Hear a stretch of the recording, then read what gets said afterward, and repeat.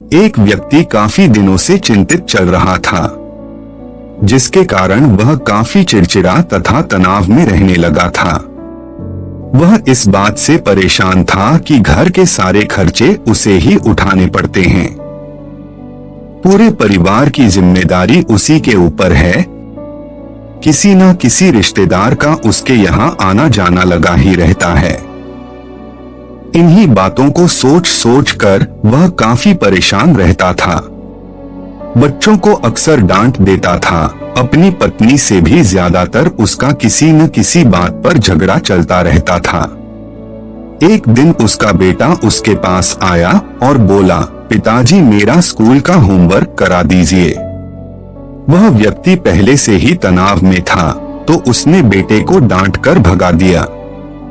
लेकिन जब थोड़ी देर बाद उसका गुस्सा शांत हुआ तो वह बेटे के पास गया तो देखा कि बेटा सोया हुआ है और उसके हाथ में उसके होमवर्क की कॉपी है। उसने कॉपी लेकर देखी और जैसे ही उसने कॉपी नीचे रखनी चाहिए, उसकी नजर होमवर्क के टाइटल पर पड़ी।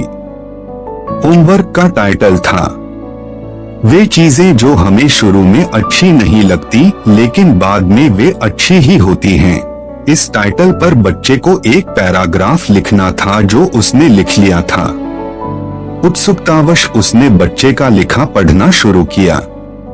बच्चे ने लिखा था, मैं अपने फाइनल एग्जाम को बहुत धन्यवाद देता हूँ, क्योंकि शुरू में तो ये बिल्कुल अच्छे नहीं लगते, लेकिन इनके बाद स्कूल की छुट्टियां पड़ जाती हैं।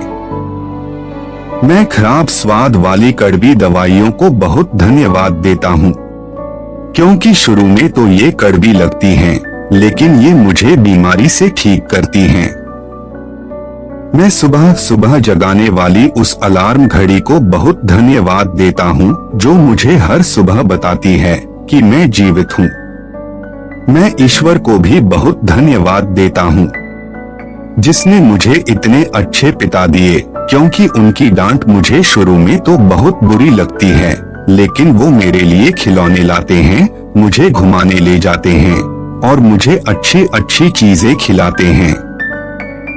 और मुझे इस बात की खुशी है कि मेरे पास पिता हैं, क्योंकि मेरे दोस्त सोहन के तो पिता ही नहीं हैं।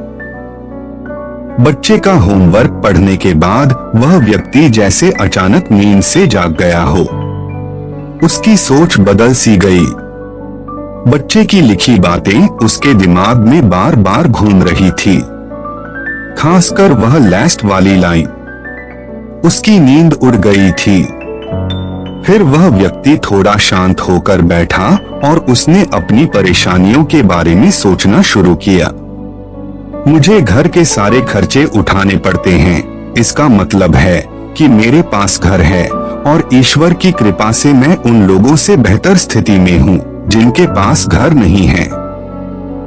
मुझे पूरे परिवार की जिम्मेदारी उठानी पड़ती है, इसका मतलब है कि मेरा परिवार है, बीवी बच्चे हैं। और ईश्वर की कृपा से मैं उन लोगों से ज्यादा खुशनसीब हूँ जिनके पास परिवार नहीं है और वो दुनिया में बिल्कुल अकेले हैं। मेरे यहाँ कोई ना कोई मित्र या रिश्तेदार आता जाता रहता है, इसका मतलब है कि मेरी एक सामाजिक हैसियत है और मेरे पास मेरे सुख दुख में साथ देने वाले लोग हैं। हे मेरे भगवान, तेरा बहुत बहुत शुक्रिया। मुझे माफ करना, मैं तेरी कृपा को पहचान नहीं पाया। इसके बाद उसकी सोच एकदम से बदल गई। उसकी सारी परेशानी, सारी चिंता एकदम से जैसे खत्म हो गई। वह एकदम से बदल सा गया।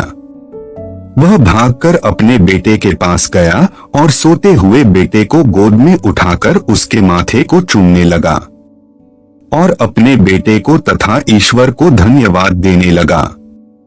हमारे सामने जो भी परेशानियां हैं, हम जब तक उनको नकारात्मक नजरिए से देखते रहेंगे, तब तक हम परेशानियों से घिरे रहेंगे।